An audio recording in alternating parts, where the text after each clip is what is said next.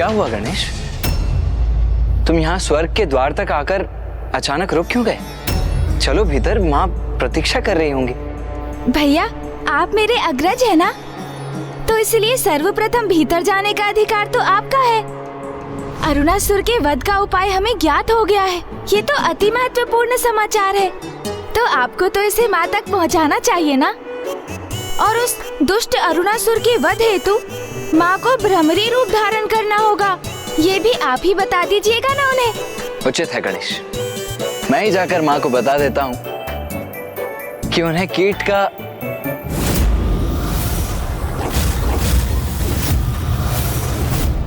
ओह, तो गणेश ने बड़ी चतुराई से माँ तक ये समाचार पहुँचाने का भार मुझ पर ही डाल दिया।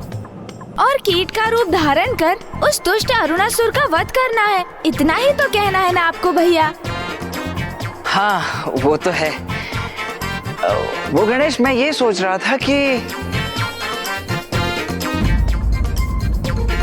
अब मैं हाँ कहने के पश्चात गणेश को कैसे बताऊं कि वो कार्य मैं क्यों नहीं कर सकता।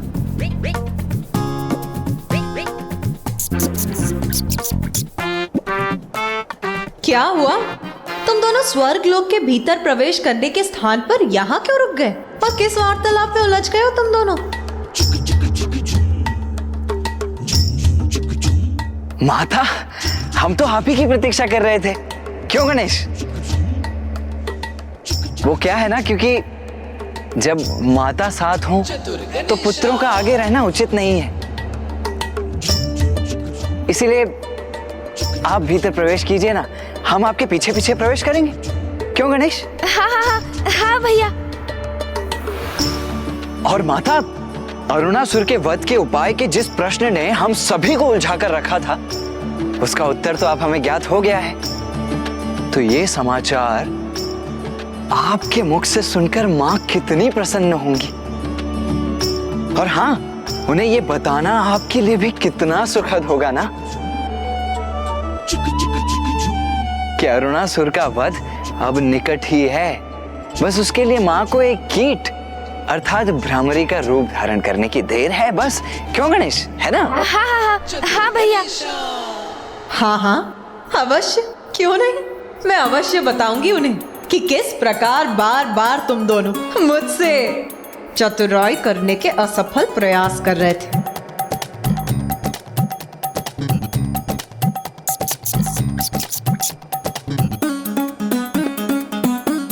भैया, माता तो समझ गई।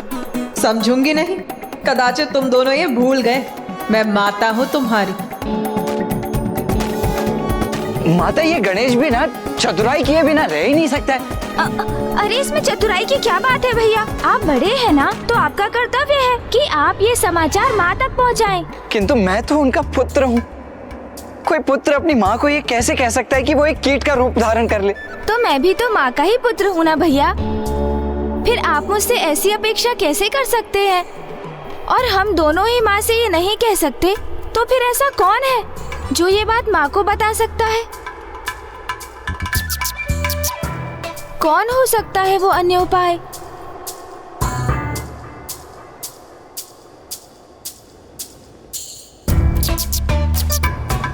मूषक जी।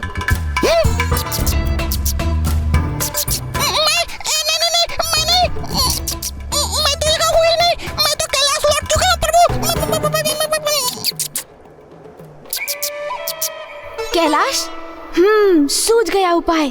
माता, भैया, इस उलझन को सुलझाने की युक्ति सूझ गई है मुझे। तो शीघ्र बताओ गणेश, माँ वहाँ बड़ी अधीरता से प्रतीक्षा कर रही हैं, बताओ शीघ्रता से। आप चिंता मत कीजिए भैया, माँ तक ये सूचना कौन और कैसे पहुँचाएगा, अब तो आप वो मुझ पर ही छोड़ दीजिए। आप तो बस इतना कीजिए कि माँ के निकट पहुँचकर माँ से बस इतना कहिए कि हमें अरुणासुर के वध का उपाय ज्ञात हो गया है।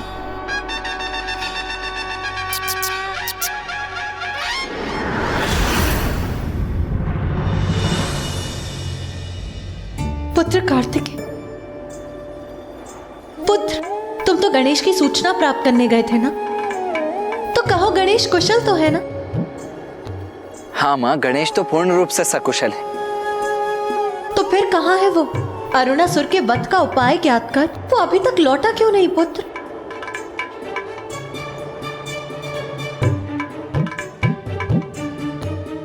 माँ, गणेश आने ही वाला है और उसने कहा है कि वो जैसे ही आएगा वैसे ही आपको अरुणासुर के वध का उपाय स्वतः ही ज्ञात हो जाएगा। स्वतः ही ज्ञात हो जाएगा? किंतु कैसे? अब ये कौन सी युक्ति है पुत्र गणेश की? पिताश्री, माँ को दिए वचन को पूर्ण करने में मेरी सहायता करने की कृपा कीजिए। पुत्र, जो तुम चाहते हो मेरा वो करना उचित नहीं। क्यों पिताश्री, क्यों उचित नहीं है? उसमें क्या हानि हो सकती है भला? आपने तो माता के लिए अनेकों रूप धारण किए हैं। आपने क्या कुछ नहीं किया उनके लिए? माँ के प्रत्येक शक्तिपीठ पर भैरव रूप में उनके साथ रहते हैं आप। माँ के ही निवेदन पर आपने योगी रूप को त्याग कर अपना मनोहर रूप धारण किया था। इसलिए पिताश्री अब माता के भ्रमर अर्थात उन्हें भ्रामरी रूप धारण करवाने के लिए आपको ये नवीन रूप धारण करना ही होगा। मैं जो कह रहा हूँ उसमें क्यों संकोच कर रहे हैं आप पिताश्री? पुत्र, मैं ऐसा कर सकता तो अवश्य करता, किंतु मुझे संकोच इसलिए हो रहा है कि मुझे ऐसा करते देख अन्य सभी क्या सोचेंगे, और ब्रह्मदेव और नारायण, कहीं उनके लिए मैं एक मनोरंजन का कारण न बन जाऊं। पिताश्री, किसी भी कार्य के प्रति नकारात्मक सोच को त्याग कर सकारात्मक सोच धारण करना चाहिए। यही सीख आपने सदा दी है मुझे, तो इस बार इतनी छोटी सी बात कैसे विचलित कर सकती है आपको? जगत कल्याण के लिए, सृष्टि के लिए और प्रत्येक जीव के सुख के लिए और स्वयं माँ के मुख पर मुस्कुराहट लाने के लिए इतना तो आप अवश्य ही कर सकते हैं पिताश्री।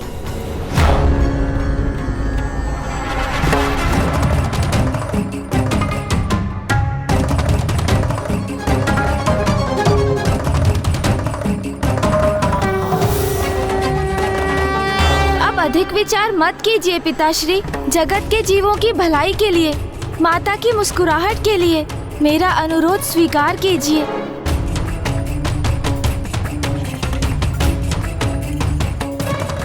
जगत के जीवों की भलाई के लिए, माता की मुस्कुराहट के लिए मेरा अनुरोध स्वीकार कीजिए।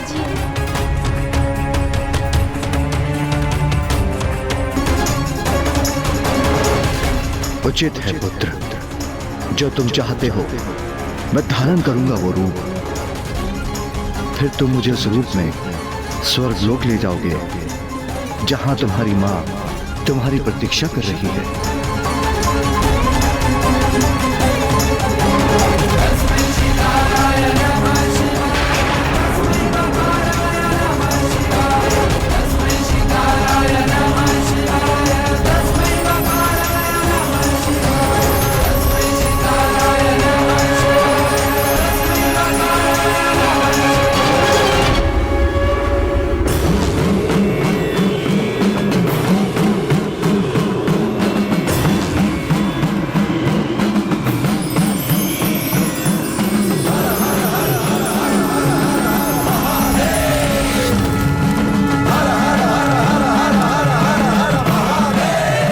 क्या हुआ नाथ?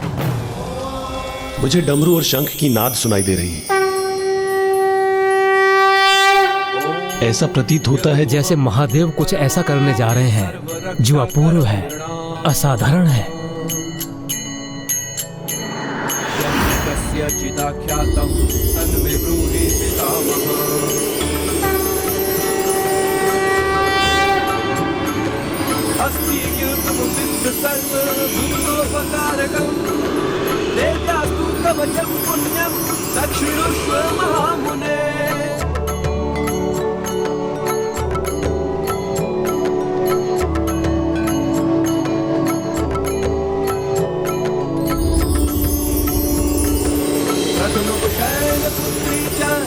अद्भुत!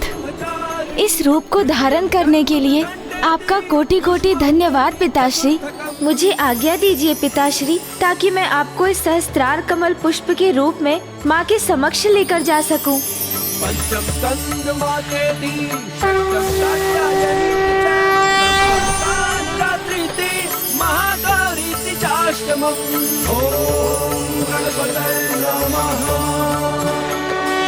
अब पुत्र गणेश सहस्त्रार कमल पुष्प रूप में महादेव को देवी आदि शक्ति के पास स्वर्गलोक ले जा रहा है।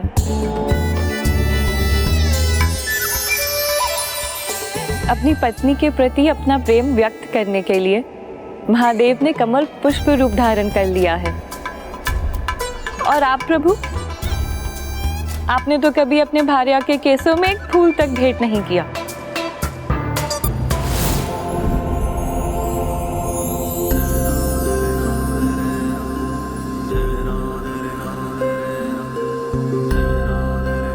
कमल पुष्प पर स्थित होकर आपको महादेव का कमल पुष्प रूप धारण करना मनोरंजन का कारण प्रतीत हो रहा है। महादेव के त्याग को आप कैसे समझ सकते हैं स्वामी? स्वयं कमल पुष्प पर विराजमान अवश्य रह सकते हैं, किंतु महादेव के समान मान अपमान की चिंता किए बिना अपनी पत्नी के मुख पर मुस्कुराहट देखने के लिए, अपनी पत्नी के लिए निसंकोच इस प्रकार पुष्प रूप धारण कर सकते हैं क्या आप?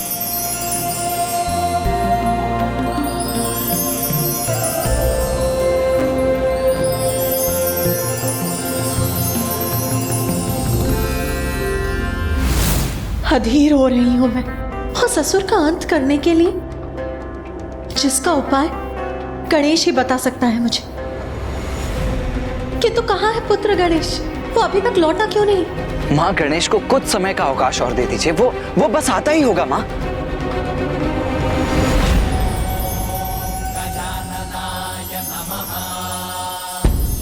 पिताश्री, मैं आपको यहाँ कहाँ स्थापित करूं?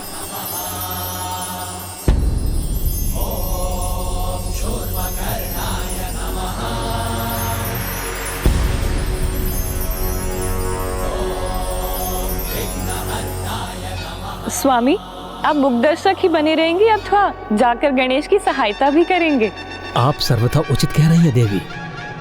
हमें वहां जाकर गणेश की सहायता करनी चाहिए।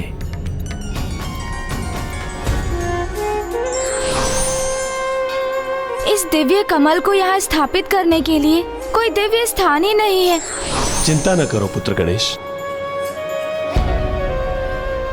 इस पुष्प के लिए उपयुक्त स्थान तुम्हें शीघ्र प्राप्त होगा।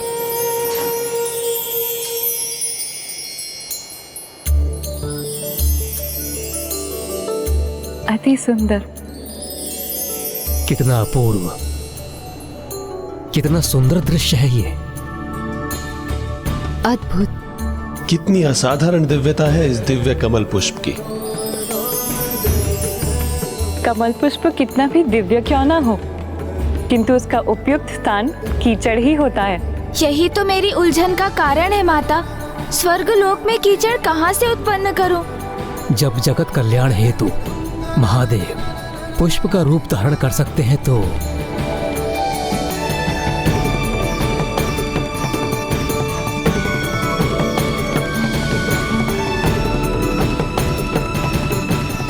अवश्य।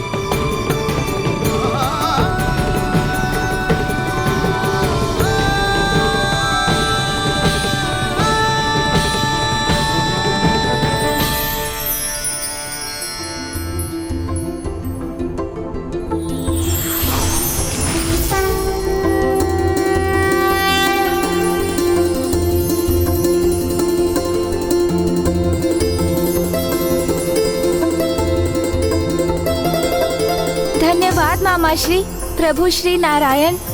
निर्मल जल सात्विकता का प्रतीक होता है, और जहाँ सात्विकता है, ज्ञान का वास भी वहीं होता है।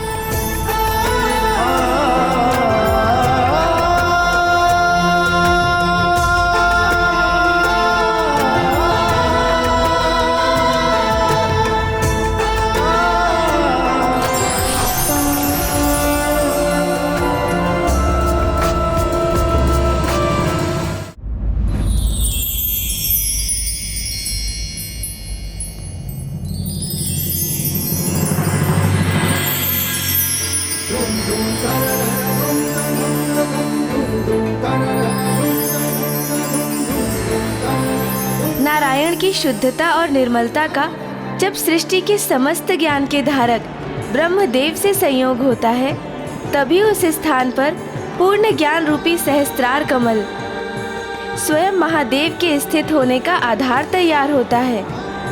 अर्थात जब कोई स्वयं के व्यक्तित्व को निर्मल जल के समान शुद्ध और पवित्र बना लेता है, तभी वो पूर्ण ज्ञान को प्राप्त करने के योग्य बनता है।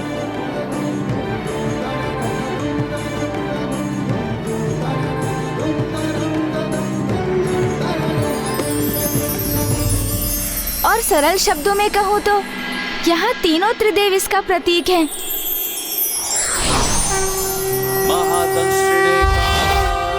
जहाँ ज्ञान के साथ पवित्रता है, वहीं परम ज्ञान की प्राप्ति भी संभव है। हिरण्यश्रवसे द्वारिणे भीमाय भीम पराक्रमाय ओम नमो नमः।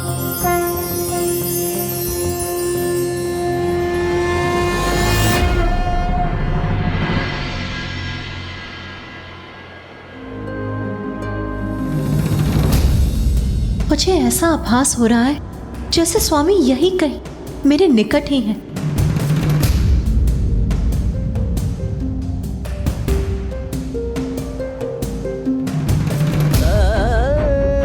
किंतु यदि वो मेरे निकट है तो मेरे सम्मुख क्यों नहीं आ रहे हैं?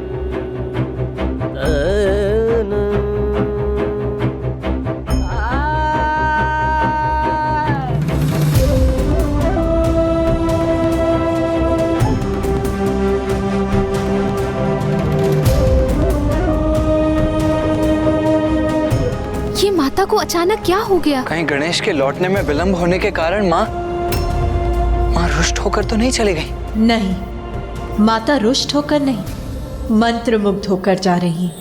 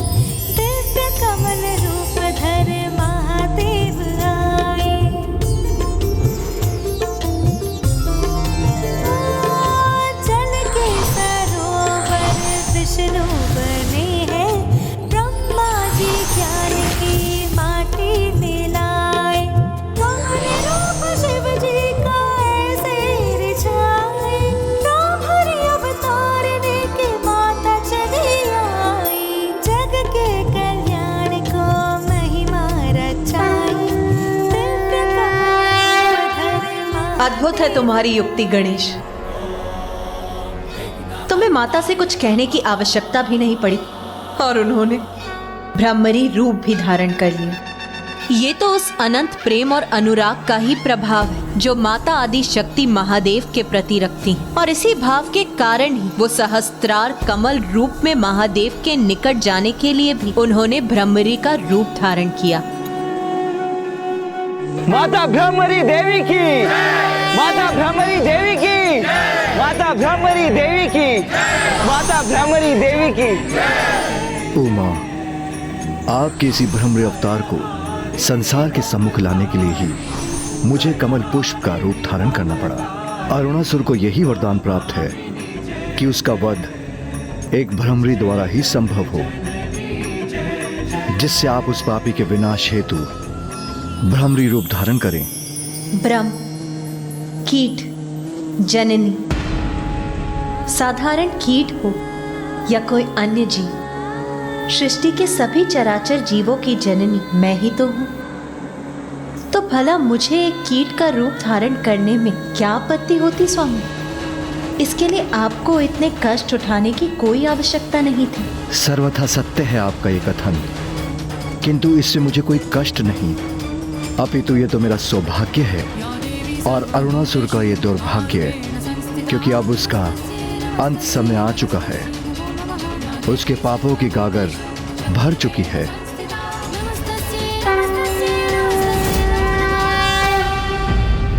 इस संसार में हर जीव की उत्पत्ति ईश्वर द्वारा हुई है। जीव छोटा हो अथवा बड़ा, संसार को गतिमान रखने में उनका भी अपना योगदान रहता है। ऐसा प्रतीत होता है कि देवताओं ने बहुत दुर्दशा की है तुम्हारे अरुणासुर।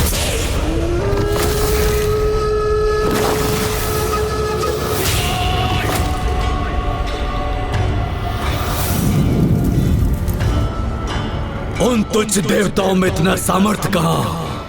उन्होंने नहीं, मैंने की है उनकी दुर्दशा। देखो दुर्गमासुर, देखो देखो दुर्गमासुर, देखो। तो फिर तुम्हारे भवन को इस प्रकार नष्ट भ्रष्ट किसने किया? था एक तुच्छ गजमुख बालक, जिसे कम आंकने की भूल कर बैठा मैं, क्योंकि मेरा भवन इतनी सरलता से पूर्ण रूप से नष्ट नहीं हो सकता, क्योंकि जितना वो थल के ऊपर है उतना ही थल के नीचे भी उसका निचला भाग तो अभी पूर्ण रूप से सुरक्षित है। इसीलिए तुम्हें कोई चिंता करने की आवश्यकता नहीं दुर्गमासुर। उचित कह रहे हो तुम अरुणासुर, चिंता करने की आवश्यकता मुझे नहीं अपितु तुम्हें है, क्योंकि तामसिक माता के अनुसार वो गजमुख बालक तुम्हारे मृत्यु का भेद ज्ञात चुका है। असंभव!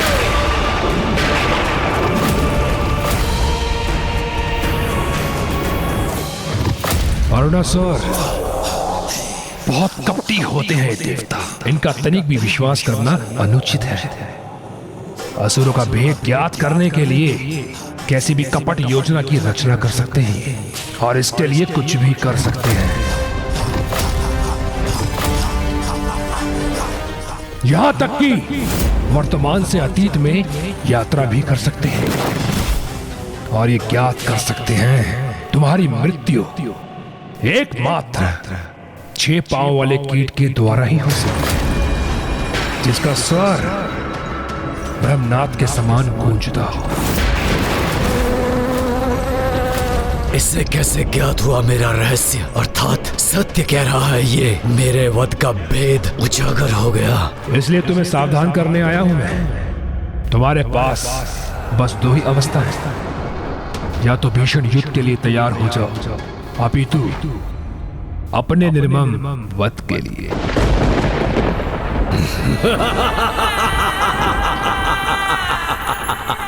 दुर्गमासुर, क्या प्रतीत होता है तुम्हें? ऐसा वरदान क्यों मांगा मैंने ब्रह्मदेव से? इतना विशालकाय शक्तिशाली असुर होकर भी अपने वध के कारण स्वरूप एक तुच्छ और साधारण सी कीट का चुनाव क्यों किया मैंने?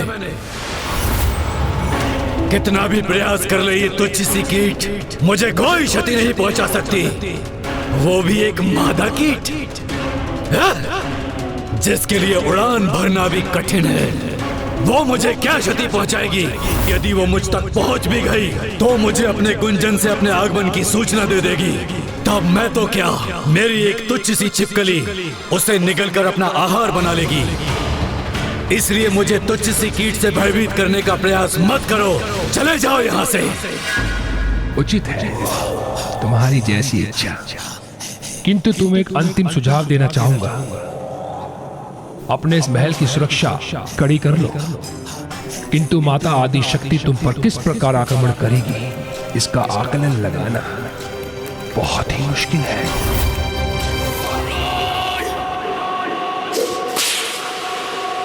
किंतु माता आदि शक्ति तुम पर किस प्रकार आक्रमण करेगी, किंतु माता आदि शक्ति तुम पर किस प्रकार आक्रमण करेगी बहुत ही, इसका आकलन लगाना बहुत ही मुश्किल है।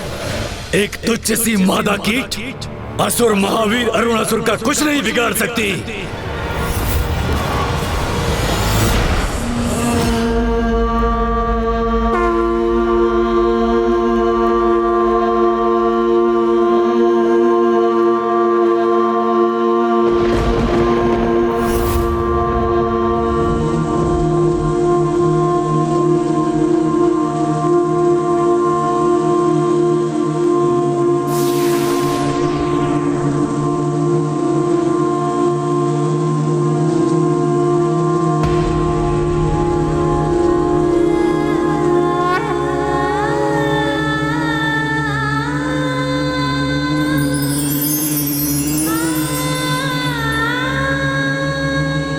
जिन कीटों को वो असुर तुच्छ समझता है, आज वही कीट उस दुष्ट के संहार का कारण बनेंगे।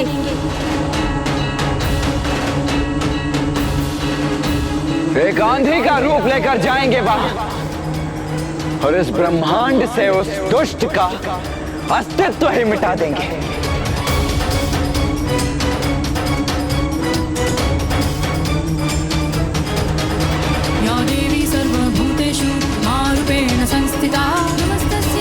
तुम्हारे जीवन की उल्टी गिनती आरंभ हो गई अरुणासुर। आज तुम्हें यह ज्ञात होगा कि किसी की तुच्छता का आधार उसका आकार नहीं, उसका आचरण होता है। और तुम्हारा ये दुष्टतापूर्ण आचरण ही तुम्हारी तुच्छता का प्रतीक है।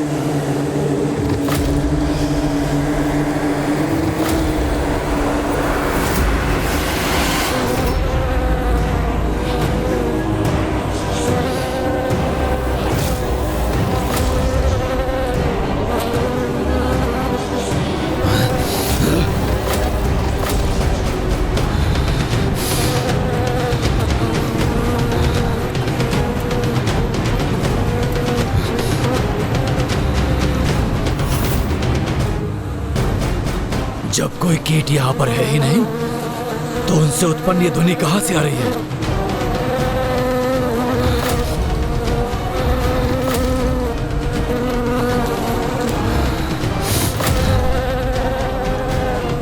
यहाँ तो कोई भी नहीं है। बड़ी विचित्र बात है, कहीं ये ध्वनि मेरे कर्ण से तो उत्पन्न नहीं हो रही।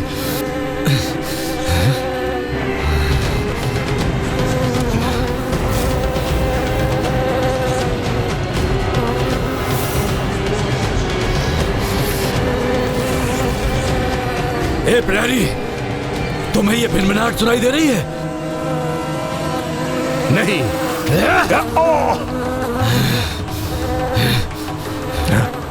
तुम्हें सुनाई दे रहा है कुछ? नहीं। ए तुच्छ प्रहरियों, क्या कुछ श्रवण करने की शक्ति नहीं है तुम्हें? ये भिनभिनाहट जैसे असंख्य कीट एक साथ ध्वनि उत्पन्न कर रहे हैं, ये क्यों नहीं सुनाई दे रहा है तुम्हें?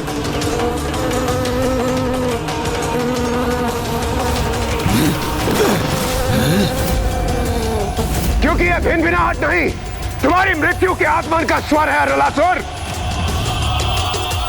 अब जितनी भी श्वास शेष है तुम्हारे जीवन में, उसका आनंद ले लो तुम।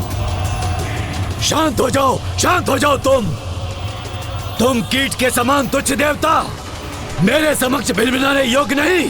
हमें तो तुम शांत करा भी लोगे अरुणासुर, किंतु अपने काल की इस ध्वनि को शांत कैसे कराओगे तुम? बस बहुत हो चुका, शांत हो जाओ तुम, अन्यथा निगल जाऊंगा तुम्हें। और स्मरण रखो, मेरी मृत्यु असंभव है, क्योंकि एकमात्र ब्रह्मनाथ का स्वर उत्पन्न करने वाली ब्रह्मणी ही मेरा वध कर सकती है।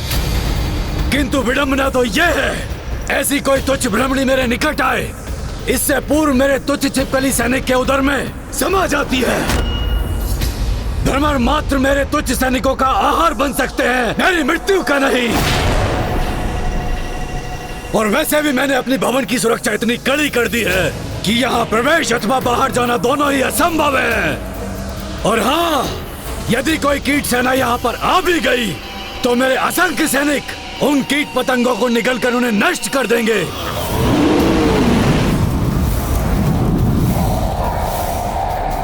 और यदि कोई मेरे प्रथम स्तर पर स्थित सैनिक से आगे भी बढ़ाया तो इस भवन के दूसरे स्तर पर तो मेरी चमगादड़ प्रहरियों की सेना से सामना करना होगा उसे, जिनमें से प्रत्येक चमगादड़ अकेला ही असंख्य कीटों का संहार करने में सक्षम है। और तब भी यदि कोई कीट शेष रह गया, तृतीय स्थल पर उन्हें मेरे विषैले अनुघातक सैनिकों के प्रहारों का सामना करना होगा, जिनके छोड़े विषैले द्रव्य किसी भी प्रकार के कीट का अंत करने में सक्षम है। और यदि कोई कीट किसी प्रकार वहां से आगे बढ़ भी आया तो उसके अगले तल पर, जो इस तल से एक तल ऊपर है जहां हम स्थित हैं, ऐसा विनाशकारी धूम्र प्रवाह कर रहे हैं मेरे सैनिक कि कोई भी कीट वहां से आगे नहीं बढ़ सकता।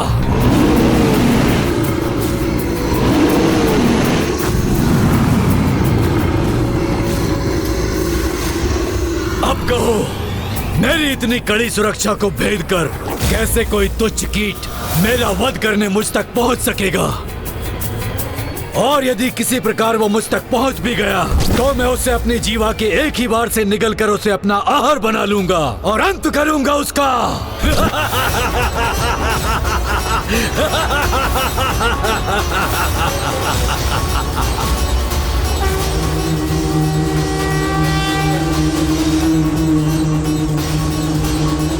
प्रहरी, कहाँ मर गए हो सभी?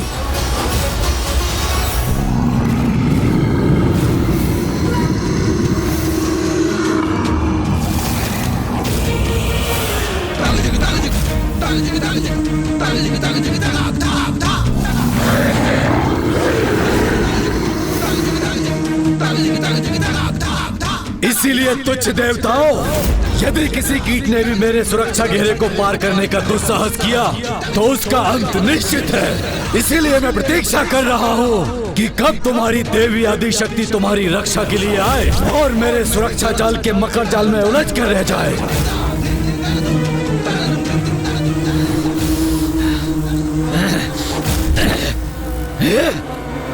फिर से ये अप्रिय भिनभिनाहट ध्वनि का श्रवण हुआ मुझे। ध्यान से सुनो और देखो अरुणासुर, कहीं ये माता के आगमन का ही संकेत तो नहीं, क्योंकि वो यहां अवश्य पहुंचेंगी। और जब ऐसा होगा तो निरर्थक हो जाएंगे तुम्हारे ये दम भरे वचन और अंत होगा तुम्हारा, अंत होगा तुम्हारा, अंत होगा तुम्हारा।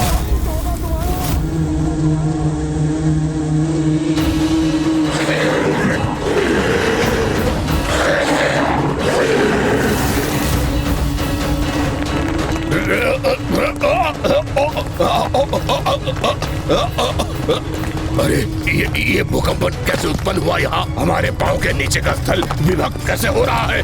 क्या हो रहा है ये?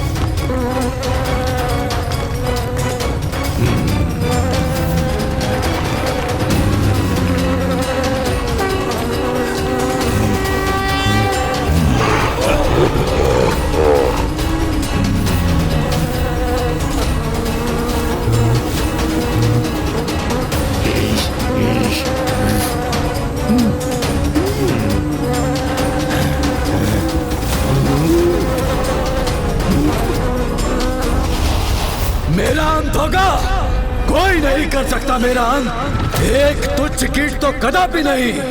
मैं सर्वशक्तिशाली विशालकाय असुर, तुम्हारे रक्षक अथवा तुम्हारी भिनभिनाहट से कदापि विचलित नहीं होऊंगा। मैं कोई आवश्यकता नहीं है मुझे ध्यान देने की। यदि है किसी में इतना साहस तो मेरे सुरक्षा घेरे को पार कर मुझ तक पहुंच कर दिखाए।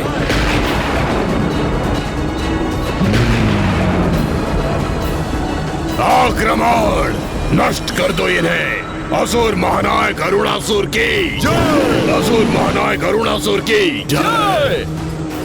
असुर सैनिकों, भस्म कर दो इन्हें। और अगर फिर भी कोई कीट शेष रह जाए तो उसे जीवित निगल जाओ।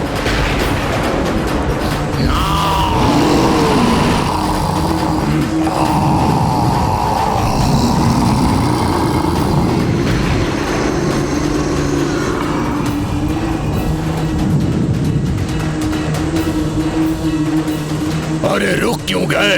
आगे बढ़ो और तैयार हो जाओ हमसे भस्म होने के लिए।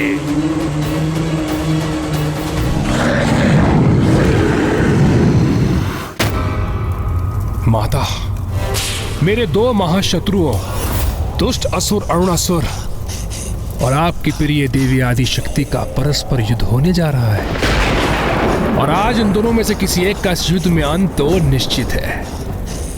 इसलिए माता, मुझे आप ऐसी दिव्य दृष्टि प्रदान करें जिससे मैं इस युद्ध का आनंद उठा सकूं और स्वयं अपने नेत्रों से इसका परिणाम भी देख सकूं। प्रथम बार कुछ अच्छा मांगा है तूने मुझसे। मैं तो चाहती हूं कि तू स्वयं अपने नेत्रों से वो भयंकर दृश्य देख ले, जिससे तुझे ज्ञात हो जाए कि भविष्य में कैसी दुर्दशा होने वाली है तेरी।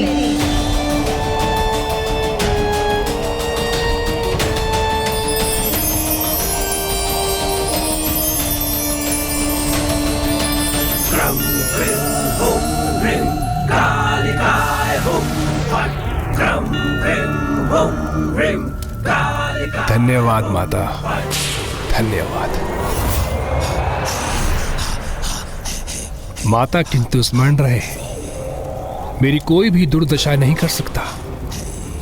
यदि आज किसी की दुर्दशा होगी तो देवी आदि शक्ति की, क्योंकि मेरे सावधान करने पर अरुणासुर ने अपने भवन के भिन्न तलों पर ऐसे सुरक्षा घेरे स्थापित किए हैं कि किसी एक कीट का उसे पार करना कदापि संभव नहीं। मृत्यु जब आती है मूर्ख तो असंभव होता है उसे रोकना। विश्वास नहीं होता ना तुझे मेरे शब्दों पर? तो स्वयं देख।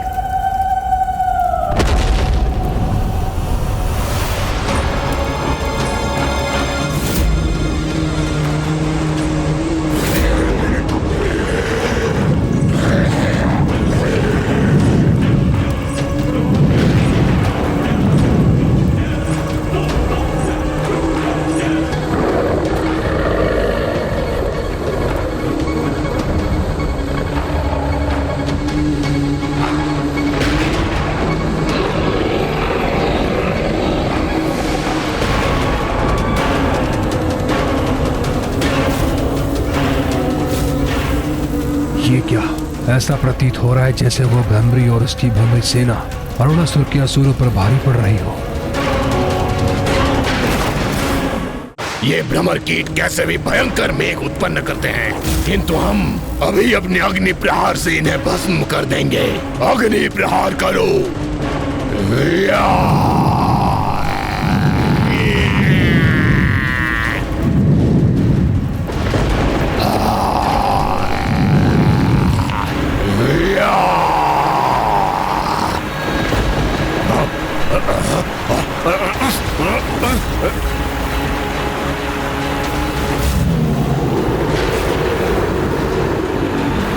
ये वर्षा हमारी अग्नि को शांत कर रही है। हम अग्नि प्रहार करने में असमर्थ हो गए हैं। अब क्या करें हम?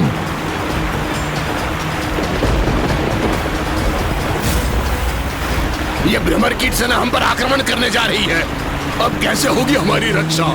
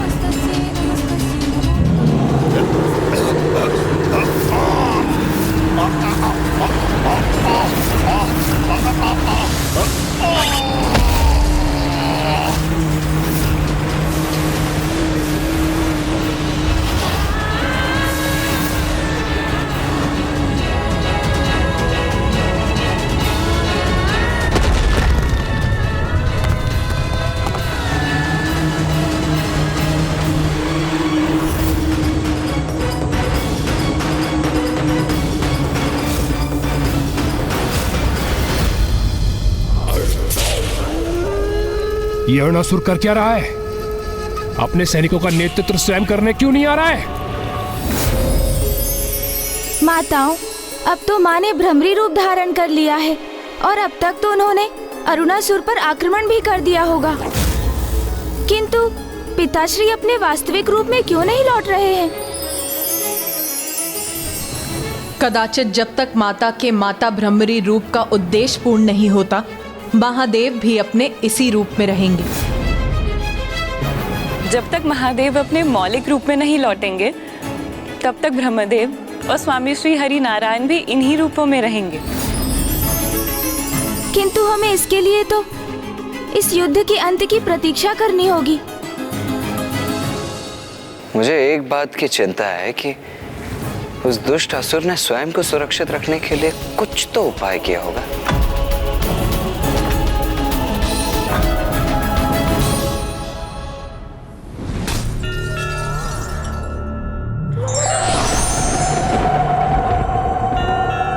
प्रणाम माता। प्रणाम माँ। कल्याण।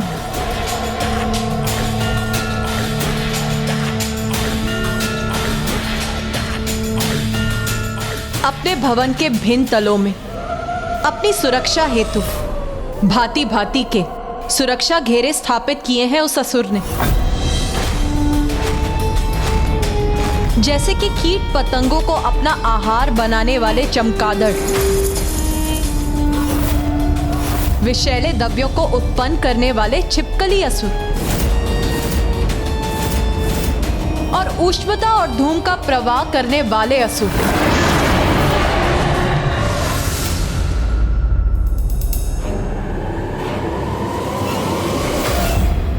कुछ करने की कोई आवश्यकता नहीं मुझे सर्वशक्तिशाली अरुणासुर को। अरे जब तुम तुच्छ देवताओं में से मेरे समक्ष कोई नहीं टिक सका और वो त्रिदेव जो मेरे आतंक से अपने अपने लोक को छोड़कर भाग खड़े हुए, तो तुम्हारी देवी आदि शक्ति एक तुच्छ नारी वो क्या क्षति पहुंचा सकती है मुझे? हाँ, उस गजमुख को कम आंकने की भूल कर बैठा था मैं, इसीलिए वो मेरे हाथों से निकल गया।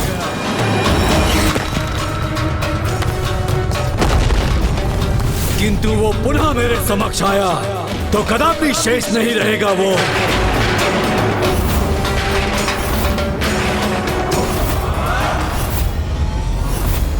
महाराज, उस भ्रमरी ने सुरक्षा घेरे को तोड़कर प्रथम चरण को पार कर लिया है और अब वो बड़ी तीव्रता से दूसरे सुरक्षा घेरे की ओर बढ़ रही है। महाराज, उस भ्रमरी ने सुरक्षा घेरे को तोड़कर प्रथम चरण को पार कर लिया है और अब वो बड़ी तीव्रता से दूसरे सुरक्षा घेरे की ओर बढ़ रही है। महाराज, बढ़ रही है। महाराज, जब बुद्धि कार्य करना बंद कर दे तो हमें ईश्वर की शरण में जाना चाहिए, अन्यथा अविवेकी मन सदा अनाचार और अधर्म करने के लिए ही प्रेरित करता रहेगा। माता, वो दुष्ट अरुणासुर चाहे अपनी सुरक्षा व्यवस्था कितनी भी कड़ी क्यों ना कर ले, माता भ्रमरी तो स्वयं माँ आदि शक्ति है। तो कोई साधारण सुरक्षा घेरा उन्हें कैसे रोक सकता है? भगवान को भी अवतार की मर्यादा रखनी होती है पुत्र, इसलिए जो कुछ भी एक साधारण कीट को प्रभावित करेगा वो देवी भ्रमरी को भी करेगा। जो अन्य कीट पतंगों के लिए संकट उत्पन्न करेगा वो देवी भ्रमरी के लिए भी संकट का कारण बनेगा।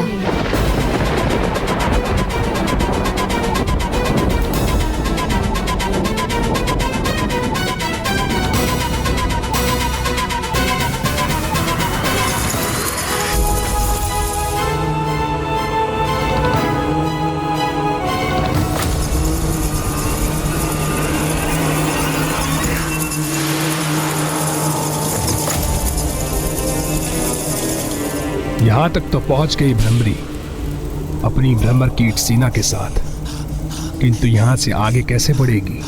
क्योंकि ये चमगादड़ कुछ ही क्षणों में ऐसे असंख्य कीट पतंगों को निकलकर अपना आहार बना सकते हैं।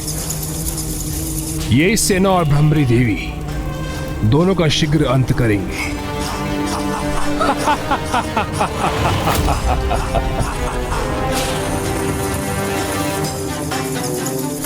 यहाँ इस ओर से आ रही है भ्रमर कीटों की ध्वनि।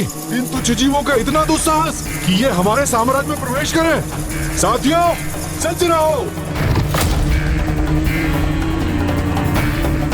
अपने इन तरंगों से हम याद कर लेंगे कि तुम कहाँ हो भ्रमर कीट सैनिकों।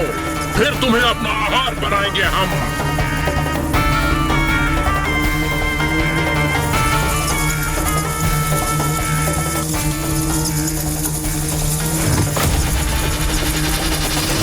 अरे कहाँ गई? अब कहाँ चली गई? हमें ज्ञात क्यों नहीं हो रहा है कि ये कीट कहाँ है? फिर कैसे उनको अपना आहार बनाएंगे हम? योजनाबद्ध होकर ही इधर उधर उड़ रही है भ्रमरी, ताकि ये चमगादड़ सेना दिशाहीन होकर आपस में ही टकराकर आहत हो सके।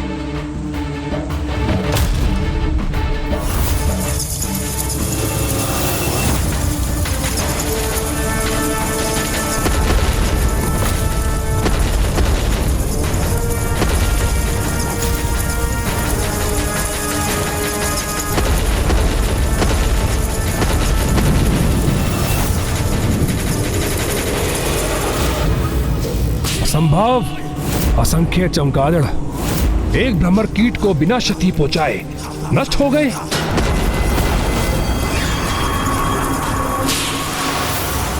बस उनमें एक शेष ही बचा है।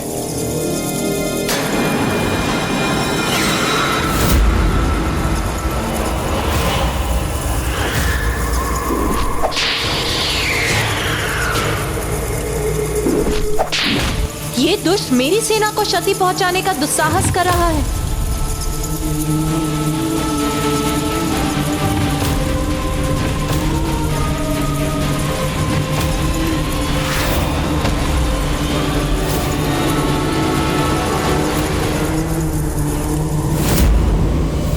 बुरे कर्मों का बुरा परिणाम तो भुगतना ही होगा। भयंकर अपराध करने वाले को इतनी भयंकर मृत्यु ही प्राप्त होगी। कहाँ है अरुणासुर? कहीं ये दम्भी मूर्ख असुर भिन्न तलों में सुरक्षा घेरा बनाकर निश्चिंत होकर बैठ तो नहीं गया?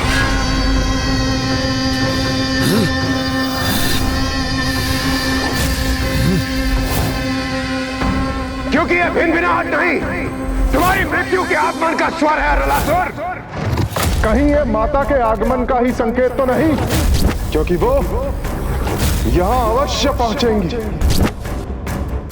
यहाँ बंदी होने के बाद भी ये देवता इतने निश्चिंत क्यों हैं? क्या है उनके विश्वास का कारण? यहाँ एक बार मुझे अपने सुरक्षा घेरों का निरीक्षण कर लेना चाहिए। भले ही उस भ्रमरी ने मेरे प्रथम पड़ाव के सुरक्षा घेरे को भेद दिया हो, किंतु अब इससे आगे बढ़ते ही मेरे चमगादड़ असुर उन्हें क्षण भर में अपना आहार बना लेंगे।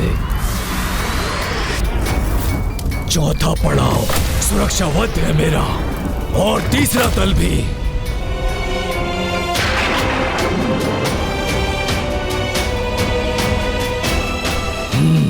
उष्णता भी है और द्रव्य भी अपने स्थान पर स्थित है। आगे देखता हूं।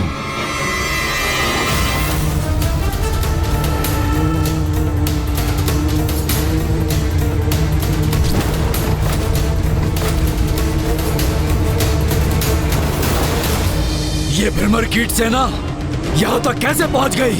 कैसे संभव है ये? इसका तो यही अर्थ है कि उसने दूसरे तल के सुरक्षा घेरे को ध्वस्त कर दिया।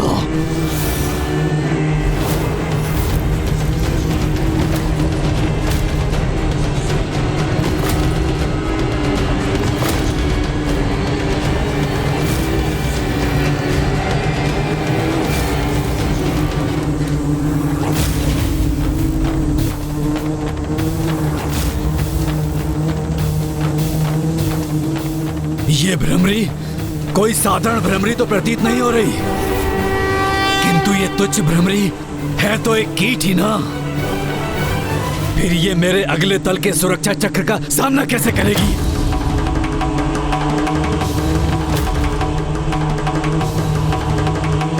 रुक जाओ।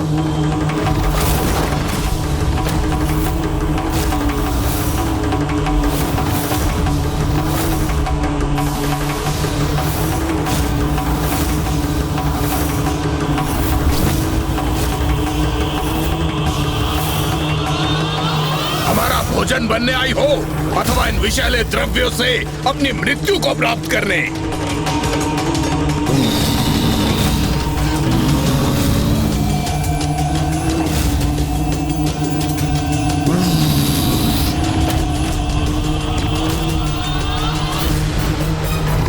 ये विषैली द्रव्य तो मेरी भ्रमर सेना को आहत कर रहे हैं। नहीं, मैं उनके प्राण संकट में नहीं डाल सकती। जाओ जाओ, लौट जाओ मेरी भ्रमर सेना। जाओ और लौटकर स्वयं को सुरक्षित करो।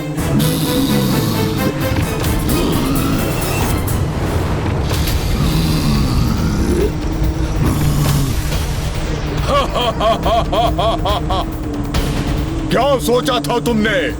हमें पार करके आगे बढ़ सकोगी तुम? देखा कैसी दुर्दशा हो गई तुम्हारी कीट सेना की।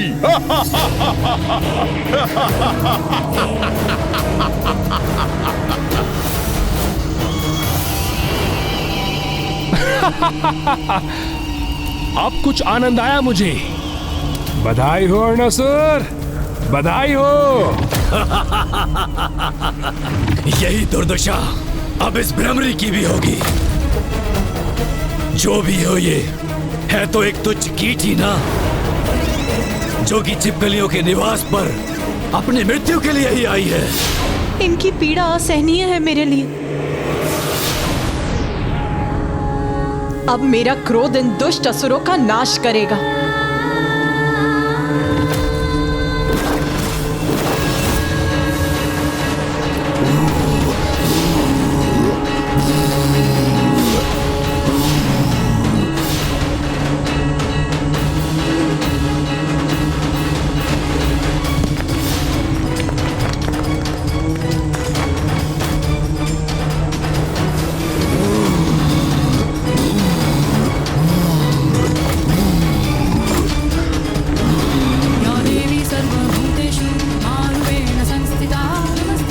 क्या कर रही है वहां? ये क्या करने का प्रयास कर रही है?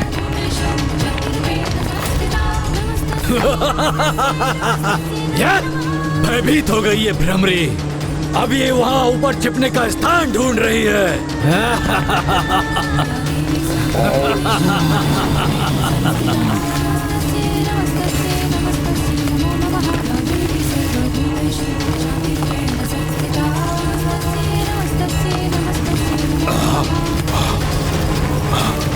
ये क्या? ये धूलकण तो हमारे विषैले द्रव्यों को स्वयं में अवशोषित कर उन्हें निष्क्रिय कर रही है।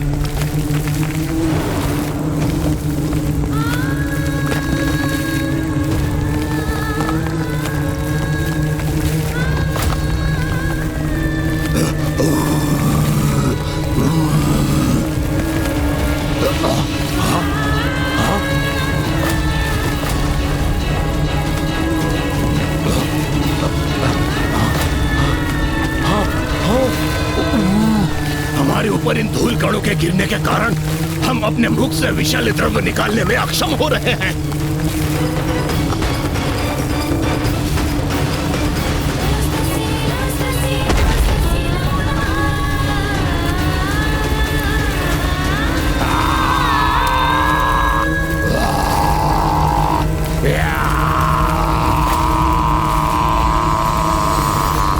एक तुच्छ सी भ्रमरी ऐसे विनाश का कारण कैसे बन सकती है?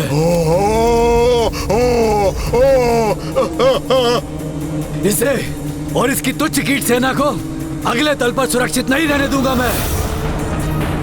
और ये अब ना मुझ तक पहुंच पाएंगे और ना ही ऐसे सुरक्षित जा पाएंगी। ये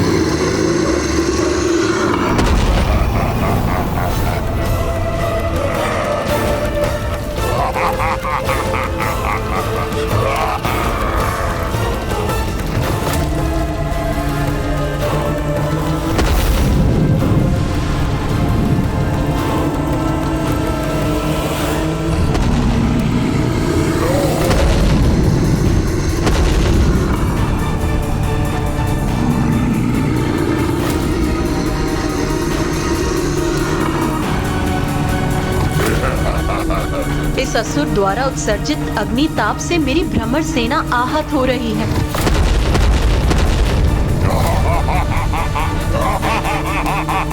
रुको, रुको, जाओ, पीछे जाओ, शीघ्रता करो। इस असहनीय ताप में तुम में से किसी एक को भी झुलसते हुए नहीं देख सकती मैं।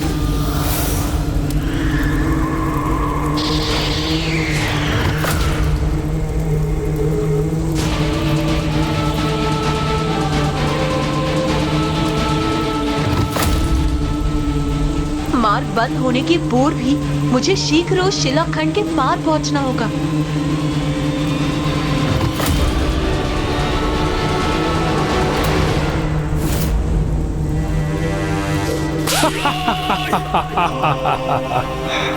अब क्या करेगी ये भ्रमरी देवी?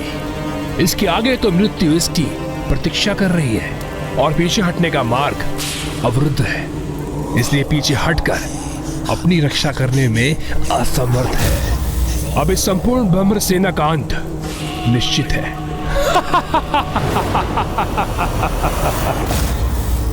इस अवतार की मर्यादा में रहते हुए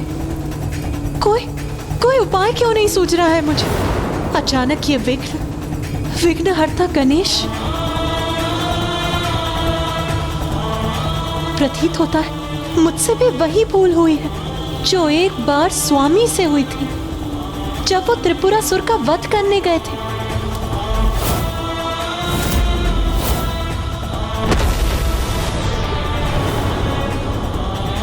जिसे प्रथम पूज्य के स्थान पर स्वयं आपने और समस्त देवताओं ने स्थापित किया था, उसी परम पूज्य गणेश की पूजा करना भूल गए हैं आप। ये विघ्न उसी भूल का परिणाम। मुझे यहाँ की यात्रा आरंभ करने के पूर्व प्रथम पूज्य विघ्नहर्ता गणेश जी की पूजा करनी चाहिए थी।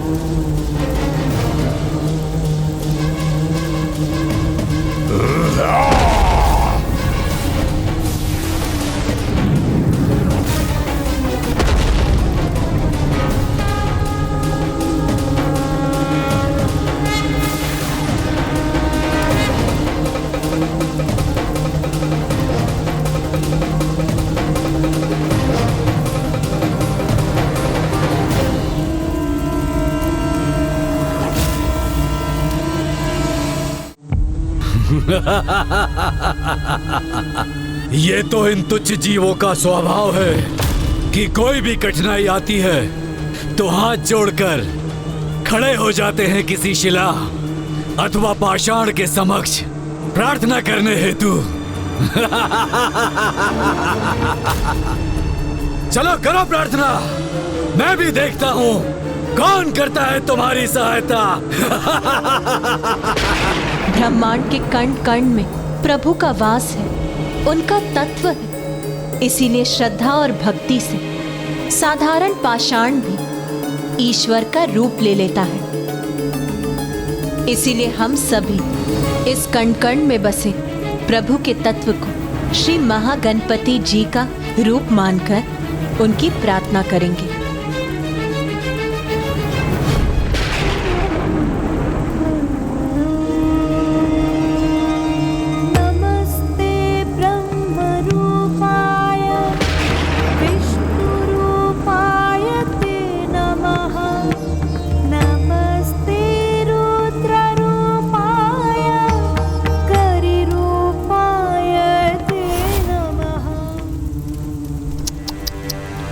कितने भी प्रार्थना कर लो भ्रमरी देवी, किंतु तुम्हारी सहायता हेतु यहाँ कोई नहीं आएगा।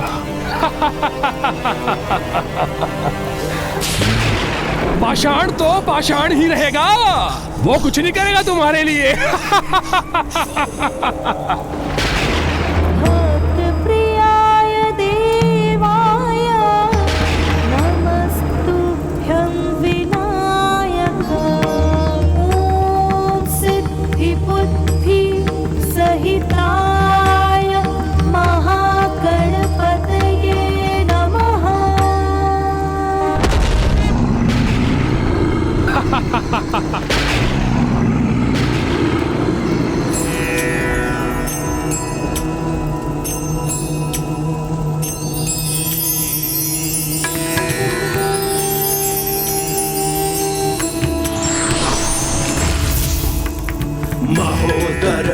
ख्यातो ज्ञान ब्रह्म प्रकाश। हे विघ्नहर्ता महागणपति जी, इस युद्ध के आरंभ में आपका स्मरण ना करने की भूल हुई है मुझसे, उसके लिए मुझे क्षमा करें और इस विघ्न को पार पाने का उपाय सुझाने की कृपा करें।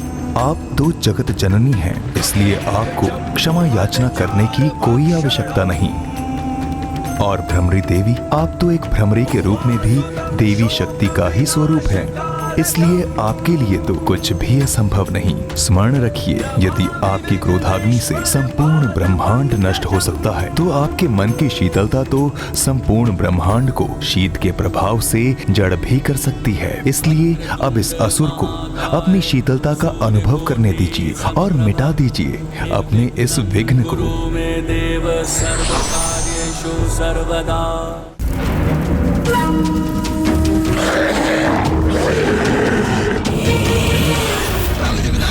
क्या हुआ अभी?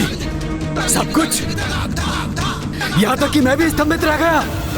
किंतु जो भी था ये, पर ये करने क्या जा रही है अब?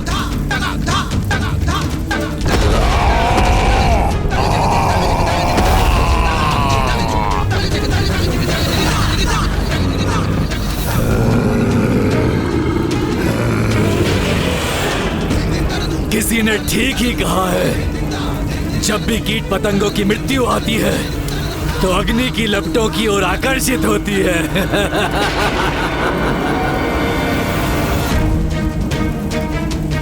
ये क्या करने जा रही है? आत्मदाह करने की इच्छा हो रही है किसकी? अब इस असुर को अपनी शीतलता का अनुभव करने दीजिए और मिटा दीजिए अपने इस विघ्न को।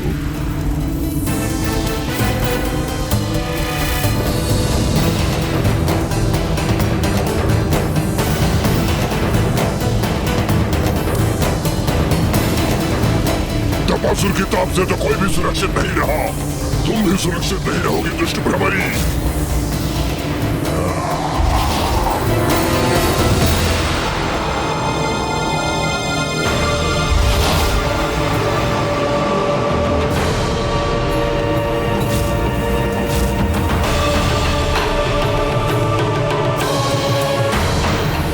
अब हमारा मार्ग खुल गया है, आगे बढ़ो और दुष्ट अरुणासुर की मृत्यु का मार्ग खोल दो। रुक जाओ! हमारे स्वामी, हमारे महाराज, अरुणासुर तक पहुंचना इतना सरल नहीं है। ये मायावी सुरंग किसी भी बाहरी उपस्थिति का आभास कर इतने शीघ्र बंद होती है कि कोई कितनी भी तीव्र गति से आगे बढ़े, लेकिन इसको पार नहीं कर सकता।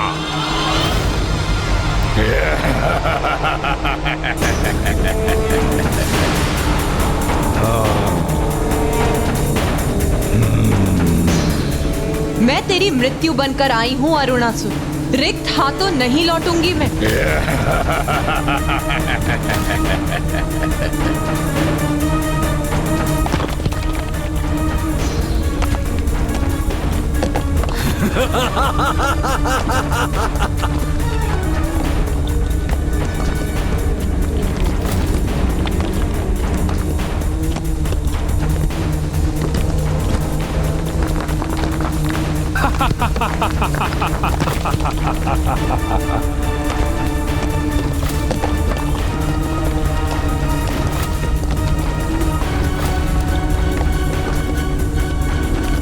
अरे ये तुच्छ भ्रमरी तो इस प्रकार अन्य तल का मार्ग बना लेगी। मुझे किसी भी प्रकार इसे रोकना ही होगा।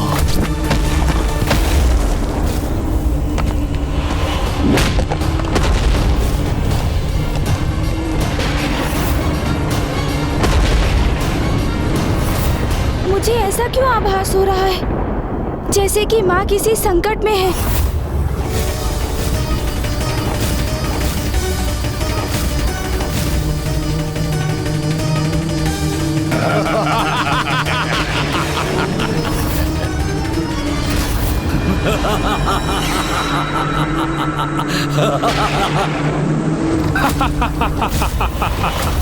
अरे ये देवी तो उलझ गई बेचारी। मैंने संदेश भेजा था तुम्हें। अरुणासुर तक इतनी सहजता से पहुंचा नहीं जा सकता।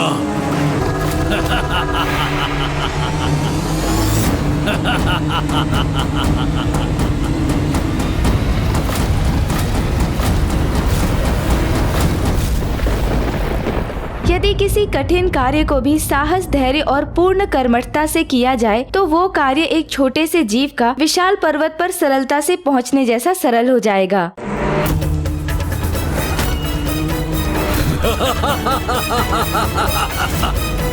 एक तुच्छ सी भ्रमरी मुझ पर आक्रमण करने चली थी।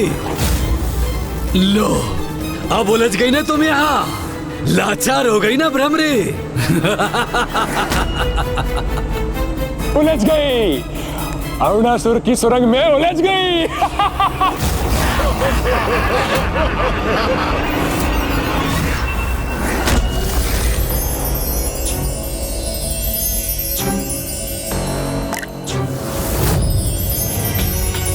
ये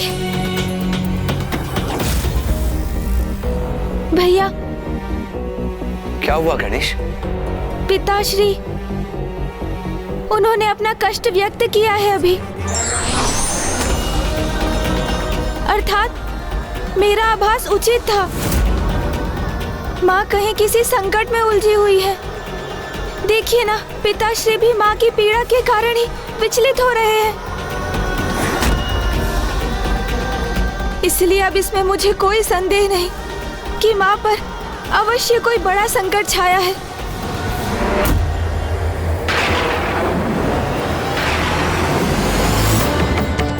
यहाँ इस शिला के भार तले दबकर असहाय हो गई ना तुम, दुष्ट भ्रमरी। अब कोई रक्षा नहीं कर सकता इस तुच्छ भ्रमरी की। बहुत निकट है इसका अंत।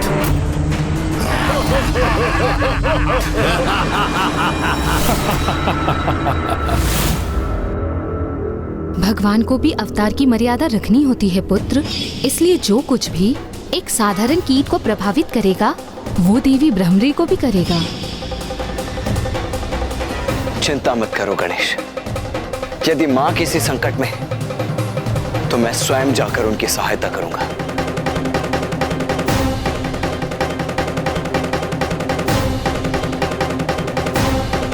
रुकिए भैया। विश्वास, अटूट विश्वास। भैया, अटूट विश्वास होना चाहिए हमें अपनी माँ पर। उनके इस रूप में भी उनके सामर्थ्य पर ऐसा दृढ़ विश्वास जो किसी भी परिस्थिति में ना डिगे। किंतु गणेश भैया, हम वहाँ गए तो कदाचित माँ की कुछ कठिनाई तो दूर होगी ही, किंतु क्या इसमें उनकी प्रतिष्ठा को ठेस नहीं पहुँचेगी? नहीं भैया, हम हस्तक्षेप कर माता के मान को क्षति नहीं पहुँचने देंगे। और उन पर जो भी संकट छाया है, माँ उसे मिटाने का उपाय अवश्य ढूंढ लेंगी। इसलिए हमें इसका विश्वास कर धैर्य पूर्वक माँ के द्वारा अरुणासुर के अंत की प्रतीक्षा करनी चाहिए, क्योंकि माँ की लीला तो उचित समय पर ही उजागर होती है, उससे पूर्व नहीं, है ना भैया?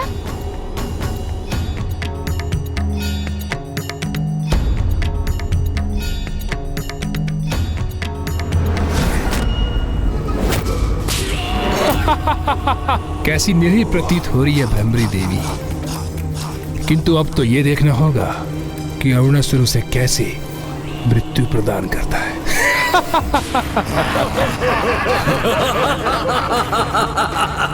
देख क्या रहे हो?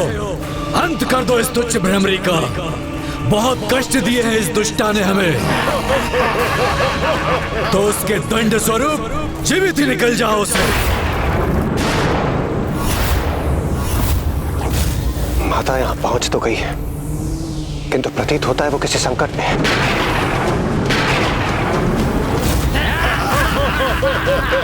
इन दुष्टों ने तो घेर लिया है मुझे। शीघ्र यहाँ से मुक्त होने का कोई उपाय करना होगा मुझे। हमारे अनेकों असुर भ्राताओं का वध किया है इसने। आज मैं इसे अपना भोजन बनाऊंगा।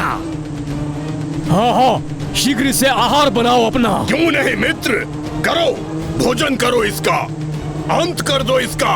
वैसे भी इतनी नन्ही सी भ्रमरी के लिए हमारे मध्य किसी भी होड़ का लाभ क्या है? क्योंकि इससे भला किसका उदर भरेगा?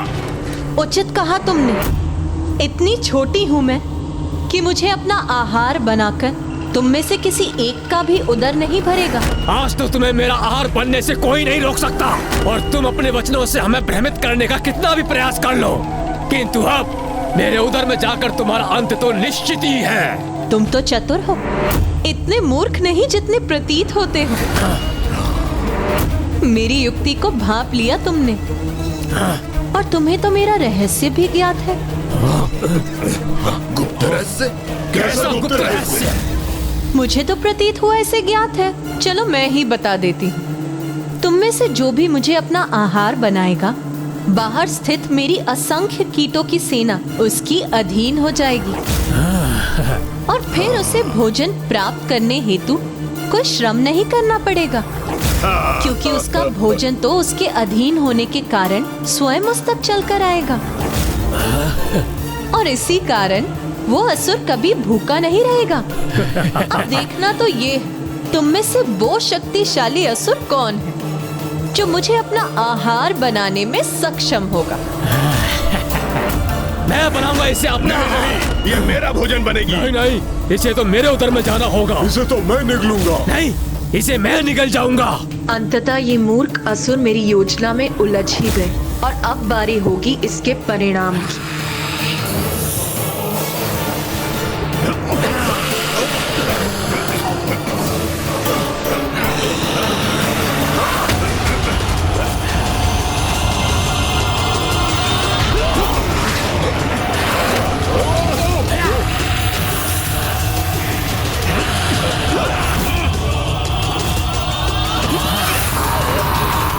सभी के जीवा प्रहारों से ये पाषाण शिला अपने स्थान से डिग रही है, अर्थात मेरी युक्ति सफल हो रही है।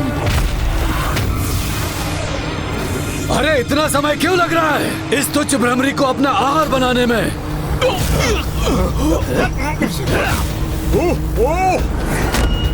मुझे ऐसा क्यों प्रतीत हो रहा है कि इसमें भ्रमरी की कोई योजना है?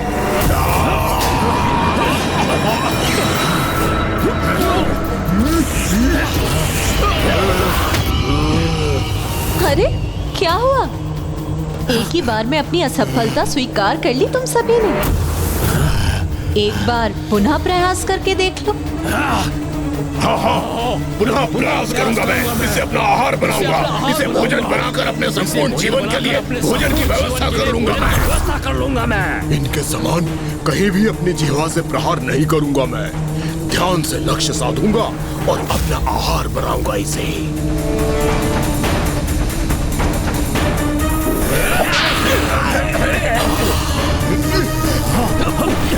पूर्ण रूप से मुक्त नहीं हुई हूँ, किंतु ये दुष्ट ऐसे ही प्रयास करते रहे तो कदाचित शीघ्र ही सफल होगी मेरी युक्ति। समझ गया, चतुराई कर रही है। इन असुरों को उत्तेजित कर स्वयं मुक्त होने के लिए उनका लाभ उठाने का प्रयास कर रही है, क्योंकि उनकी जीवा और शीला से टकराएगी तो वो शीला अपने स्थान से हटकर इसे मुक्त कर देगी।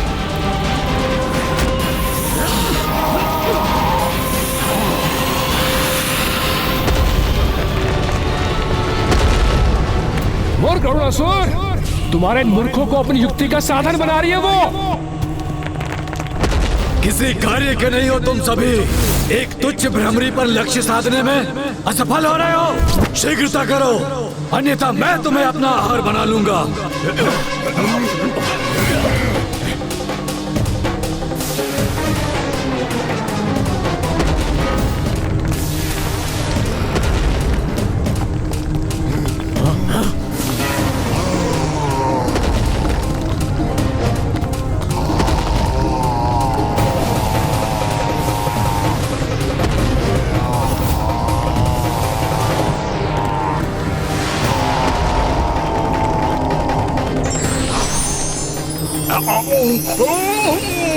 अरे इस प्रकाश ने बातें कर दी मेरी।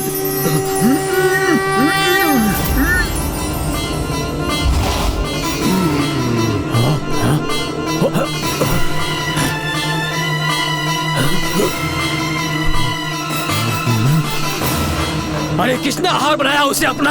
तुमने निकला उसे? नहीं नहीं नहीं नहीं, तुमने निकला क्या? नहीं, मैंने नहीं। अरे किसी ने भी नहीं निकला तो वो अदृश्य कैसे हो गई? किसने अपने उदर में भरा है उसे और अब वो स्वीकार भी नहीं कर रहा है? तुमने खाया होगा, तुमने खाया होगा, तुमने खाया होगा। उदर उसी का भरता है जिसे संतुष्टि है, लोभ नहीं। किंतु तुम्हारा लोभ तुम सभी के विरुद्ध गया और तुम में से कोई भी मुझे अपना आहार नहीं बना सका। अरे ये रही वो भ्रमरी, शीघ्र पकड़ो उसे। अरे आहार बना लो उसे अपना। शीघ्र पकड़ो उसे, आहार बना लो उसे अपना। अब पुनः मेरे समक्ष आ गई है तो मैं फिर अपना लक्ष्य बनाऊंगा इसे।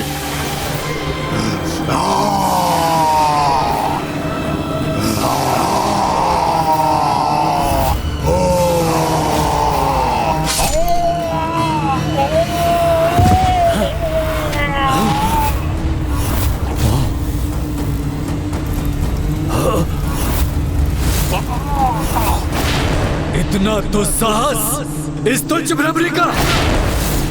सैनिकों, काट दो इसके पर, खंडित कर दो इसकी भुजाएं, मसल के रख दो इसे। कुछ भी करो किंतु ये जीवित नहीं रहनी चाहिए। तो वहां स्थित है ये दुष्ट।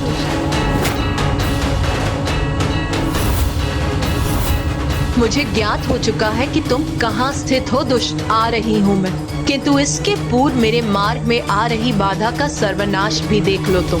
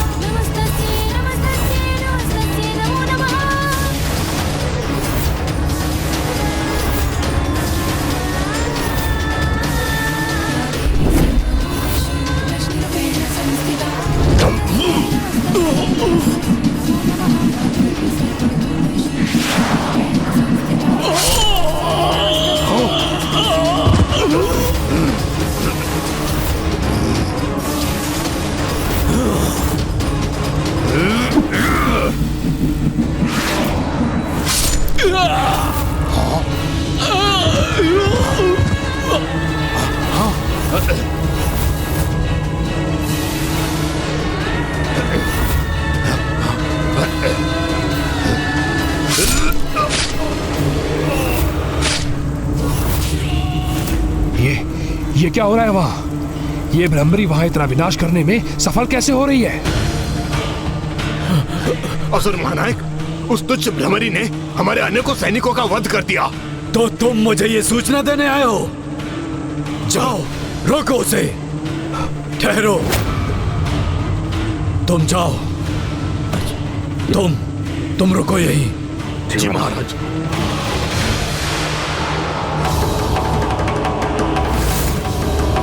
अब उसे इस कक्ष में प्रवेश तो करने दो।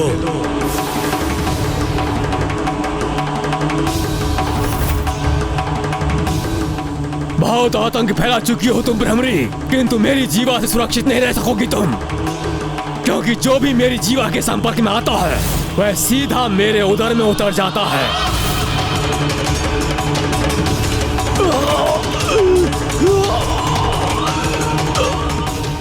एक घात लगाए हुए असुर का प्रतिबिंब मेरे पीछे स्पष्ट दिखाई दे रहा है। मेरे आगे भी संकट है और पीछे भी। इन दोनों संकटों का एक साथ निवारण करना होगा मुझे।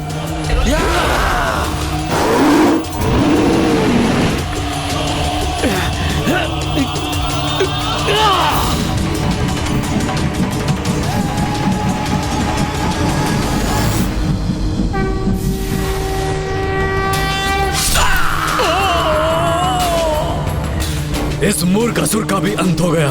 अर्थात ये भी नहीं रोक सका उस भ्रमरी को।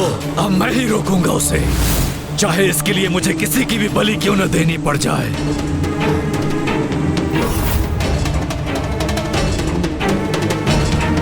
तनिक कल्पना करो, यहाँ मेरे स्थान पर कोई और मेरी शैया पर सुप्त अवस्था में हो और वो भ्रमरी यहाँ प्रवेश करे तो क्या होगा?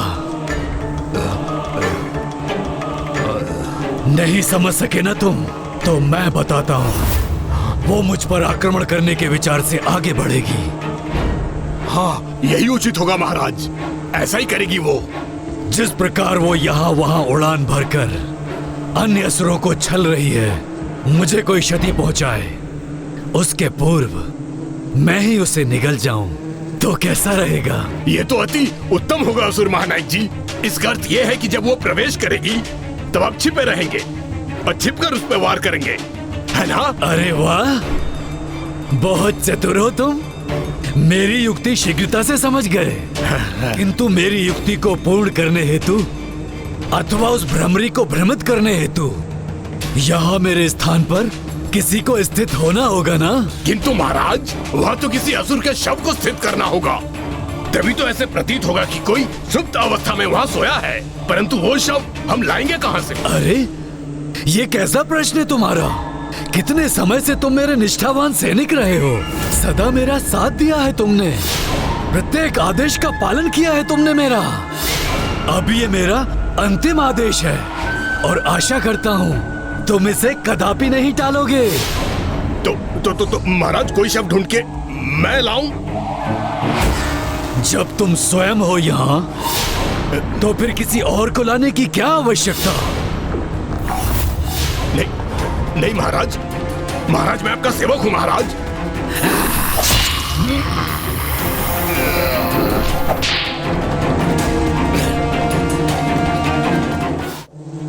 यहाँ बाहर तो मेरा कार्य पूर्ण हुआ, अब भीतर प्रवेश करने का मार्ग ढूंढना है मुझे।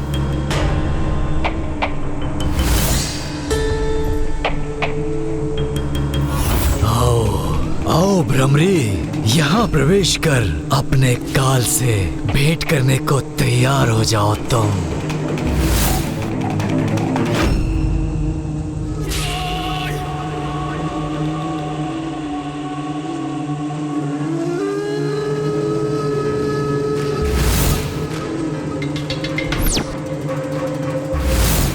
मेरी रक्षा का उपाय बने हो तुम तो चतुर सैनिक। ये तो सौभाग्य है तुम्हारा, क्योंकि साम दाम दंड भेद का प्रयोग कर शत्रु पर विजय प्राप्त करना आवश्यक होता है। बहुत उड़ान भरती है ना ये तो भ्रमरी, बार बार बचकर निकल जाती है, किंतु अब नहीं।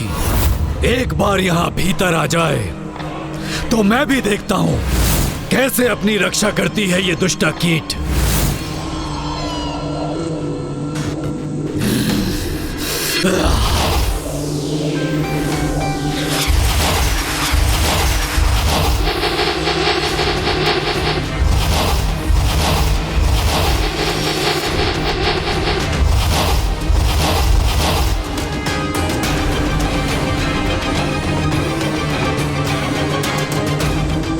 सभी छिद्रों को बंद कर दिया है इसने, तो कोई रिक्त मार्ग दिख ही नहीं रहा जिससे कि मैं प्रवेश कर सकूं।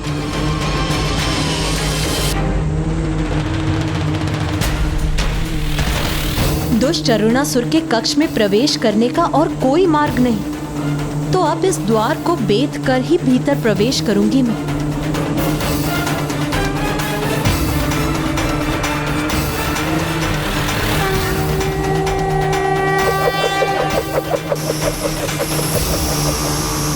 इसी क्षण की तो बहुत अधीरता से प्रतीक्षा थी मुझे।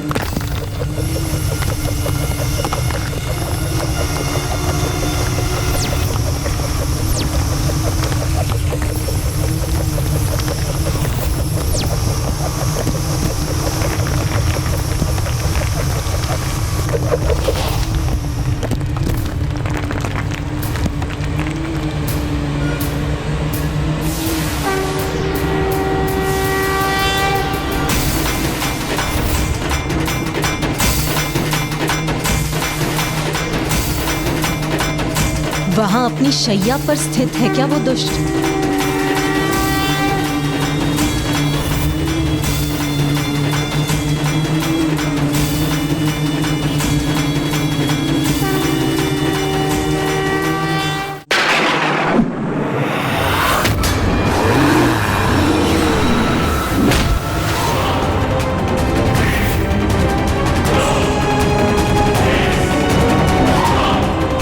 अब मुझसे सुरक्षित रहकर कहीं नहीं जा सकोगी तुम तुच्छ भ्रमरी।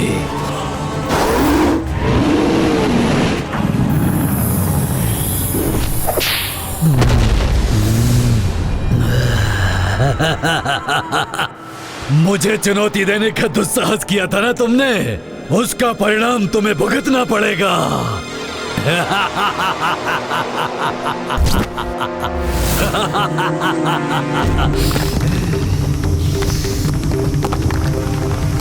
अरे ये छिद्र करने का स्वर कहां से आ रहा है?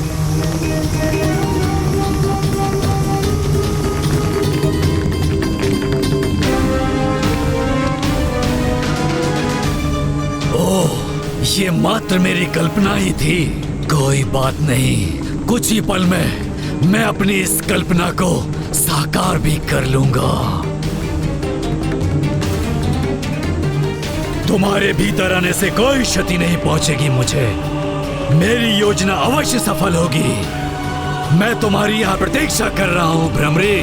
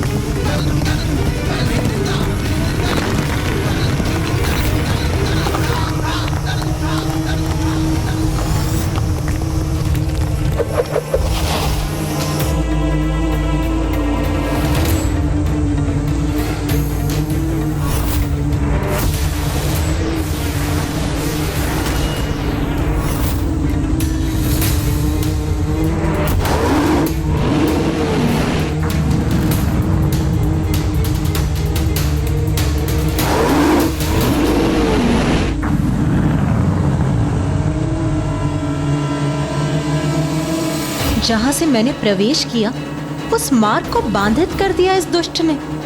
किंतु कोई बात नहीं, अब अरुणासुर के वध करने के उपरांत बाहर जाने का मार्ग भी अवश्य ढूंढ लूंगी मैं।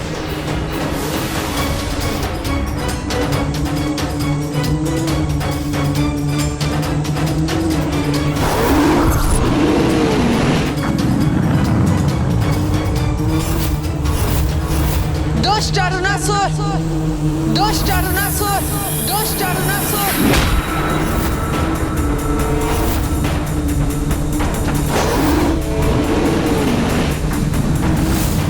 स्वागत है मेरी सुरंग में तुम्हारा तुच्छ भ्रमरी। अब अपनी मृत्यु के लिए तुम तत्पर हो जाओ।